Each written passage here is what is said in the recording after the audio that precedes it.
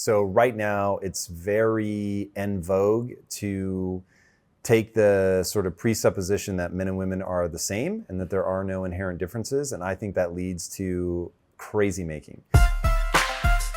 Hey everybody, welcome to another episode of Relationship Theory. I'm Tom Bilyeu, and today I'm joined by the lovely, talented, amazing inspiration to me and to so many, Lisa Bilyeu. Welcome to the show. And today we're going to be talking about how on earth do you call out somebody, namely your partner, when they have a behavior that you don't like and want to stop. How do you call them out? All right. So should I read the question? Do it. All right. Let's How go. can you call out your partner on a behavior that you don't agree with or feel comfortable about? So this comes down to what your value system is.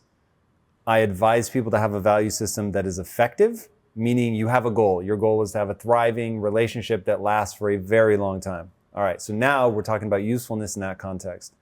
To me, a critical value in terms of its usability is being really honest and transparent with the other person.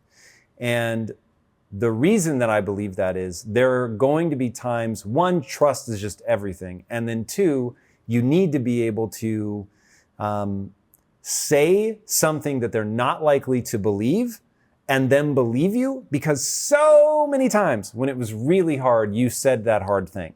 So now, just as a value, you should want to lead with what happens to be the right answer for the scenario when the person is doing something that rubs you the wrong way and you want to see them get rid of. Okay, so that's the context. That's why I think people need to do it. Now let's get into the how you do it. One is to come into everything with deep humility. So you feel that what they're doing is the quote unquote wrong thing. And that's how it feels.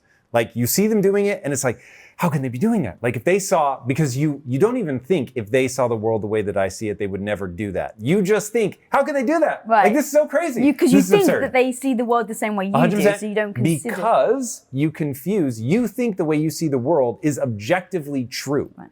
So you're like, well, that's the thing. People don't even think about it. They don't even think that they have a way that they see the world. They just believe they're seeing the world accurately. And so from my accurate viewpoint of seeing the world this way, your behavior is crazy. That's how it feels. Now, if you come at somebody like that, who does not see the world the same way you do, but equally feels that they recognize the truth of the world and the way that things should be, and in that view of what they recognize as the truth, acting the way they're acting is the only logical way. So now you have two people who each think the only way to view the world is the way that I view it, and the false belief that the other person obviously understands that. And so they are flagrantly acting crazy. And so now you're both colliding. Like, what is happening? How on earth could they ask me to stop this? Why are you bringing it up? So I'm going to approach the situation knowing it's real that it bothers me. And the only thing that will make it bother me more is if I can't talk about it. And this is what we always tell our team, AKA our employees, is it's inevitable that we're going to have some sort of collision. The only thing that will make it worse is if you feel like because I'm the boss, that you can't say something. If I say something that upsets you, I expect you to tell me, right? And that alleviates already some of the pressure. So I'm feeling this thing. I recognize that I don't have some monopoly on truth in the way the world really is. So I'm going to approach it knowing that I need to be able to say something, that we need to have an agreement that you're going to be receptive to that, which is going to be the tricky part for people because they won't have laid that groundwork. But I need to be able to say it, but I'm going to say it in a way that puts myself in your shoes. I want to understand it from your perspective. And once you can I use a real example from our marriage? Yeah. Okay. This is relationship theory. Oh my God. This would be very powerful. And this was a breakthrough in our marriage, which I keep telling people, and I never get the reaction in their eyes. I can tell it didn't land for them, and maybe they just came to this realization much faster. I wear headphones a lot. And the reason that I wear headphones is because I value efficiency. So as I move through the world of what I'm trying to build in our business, I need to make sure that I can make use of every little spare moment, what I call transitional moments. I'm cooking, I'm walking, I'm peeing, whatever. I always have headphones on so I can be learning something. And just to emphasize what you really mean, I know you kind of said, but he actually means he's getting up to pee. Before you get up, you put your headphones on, you well, that implies I didn't already have my headphones on, which is almost certainly true. But let's say we're hanging out, we're having dinner or something. Yeah. You get up to pee. Immediately, you get your headphones, put them on.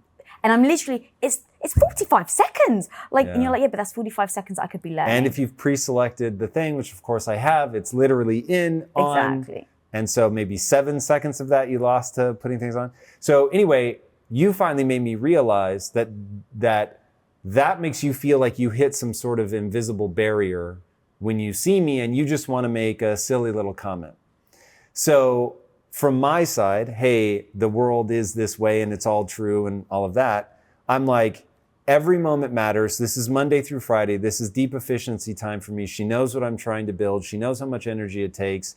She knows how critical it is to optimize every second of the workday. And yet, here she is trying to get my attention. So I take my headphones out, assuming, oh my God, this is going to be really important. And then you're like, dude, it's so crazy. When she's doing my braids today, and I'm like, what the fuck is happening right now? Like, you actually interrupted my like obsession with efficiency to tell me about like something funny that happened while you're getting your braids. And I'm like, it so violates everything like that I believe about the universe. But then when I take it from your perspective of, one, to have your loved one's attention, it matters. It matters at a profound, deep limbic level, which gets into like the female desire to be seen in a way that's even beyond, because males of course want to be seen as well. But there's another layer which is beyond the topic of this conversation. And so as I began to understand, oh my God, like the want to be seen, connected, desired, all of that for you is very different than it is for me, even though there are some similarities that are important. And that you don't have that same sense of like every minute has to be efficient. In fact, you have a totally different one, which is serendipity. We're bumping into each other. I didn't expect to come around the corner and see you. Oh my God, my favorite person, here you are. And let me tell you about my nail that just chipped. Right. And so if I come at you and I'm like, what the fuck? This is so inefficient. What are you doing? Even just making that face as I take the headphones off, it just breaks some part of you. And it makes you feel detached and disconnected. Now, when I steel man your argument and I look at the world from your perspective, I'm like, oh my God, I totally get it. So I'm not going to come at you hard, but it is real for me. Like, being efficient matters to me. And just as your like serendipity matters to you, we need to both really acknowledge this and find a way to navigate that moment. So maybe for me, it isn't, I don't take my headphones off, but I greet you warmly and I hug you and kiss, and I'm still learning, but like I have that moment. Or maybe it's, no, the weight of these is different. And I don't want her to feel like she hits an invisible force field. So I'm going to take my headphones, which I do now, and I greet you warmly because I recognize that while this is important to me, it's bigger for you. Anyway, to wrap this back with how you approach it, all of that, like I didn't come into this saying, I am right, you are wrong. I came into this saying, hey, this really does bother me, but I want to know what's on the other side of this. And then you tell me what's on the other side of it. And then I can be like, oh, okay, wow. Total breakthrough. I didn't realize that's what this experience was like for you. Now I can do the real work of, we're not at the T, right? We're not at the headphones or the braid story. We're a layer deeper. And now I know, oh, okay, cool. That's what this moment is for you. This is what it is for me. Now what's sort of the amplitude of importance? And then we can decide how we're going to navigate it. If you do that, you can help disarm because you really are coming at this like you're actually trying to figure out. It's not like you're buying yourself time to be like, times that I have to ask, and then I can just finally put a stop to this. Like, you're really trying to figure the other person out. Yeah, and when me and you spoke about that, about the headphones thing, you explained why it was so important to you, and I explained that I don't feel like I, have your attention. Like, oh, but if you actually need my attention, we'll just carve out the time. And I'm like, but it's not, I don't have anything to actually say. So it's because you're like, oh, well, if you've got something to say, then just let me know. But it's not that. It's the silliness of, oh my God, you can't believe what just happened with my hair. Allows me to feel connected to you. And even though there's not a way of explaining why that is important to me. Like, I'm not sure how to even say those words, but I can say it actually is meaningful to me. And so because me and you have such an open relationship where we can hear each other and say those things, it's like, oh, okay, it's important to you. This is important to me too. And so, you're listening, you're learning. So I can hear from your perspective, because from mine, it just seemed like, oh, you're just not interested in talking to me? Oh, you're just not interested. Oh, is your book's more important than me? It's not that it's to that dramatic, right? It doesn't, I don't feel heightened like that. But if I can put my thoughts into words, it feels like that, where it's like, oh, well, you don't even want to, say good morning. You don't even hear me say good morning. But to you, it's just a different frame of reference. It's like going to bed. So can I tell another story with your tape? So you had heard that you would be able to sleep better with tape over your mouth. So you started doing... It really works, by the way. Which is amazing. But you started putting the tape over your mouth. And so what would happen is you always work up until bed. So you would brush your teeth with your headphones on. You would get into bed. You would tape your mouth. And then you would take your headphones out. So I'm like, I don't even freaking hear. Like, I say I love you. And then I go, back, which is I love you too.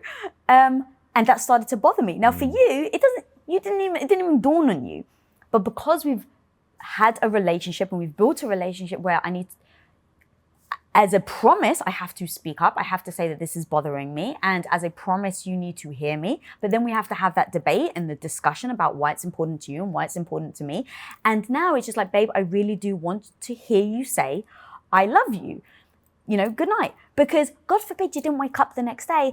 The last time maybe I heard you say I love me was a month ago when you weren't taping your mouth. So it's important to me. I want to go to bed every night hearing you say those words. And you were very receptive and so like, of course, babe, if this is important to you, like, absolutely. So now every time you go to, tape your mouth, you like stop, you pause and you lean over, you're like, love you, baby. And then you put it on. So now we both have just a great way of handling night times, where if I didn't say anything, I would have got more frustrated. Or if I just thrown shade at you or you'd thrown shade at me, it's like, oh, for heaven's sake, like, why is it not good enough for me that I just, mumble it? Or why is it not good enough? We just respect each other. Facts. And getting to understand.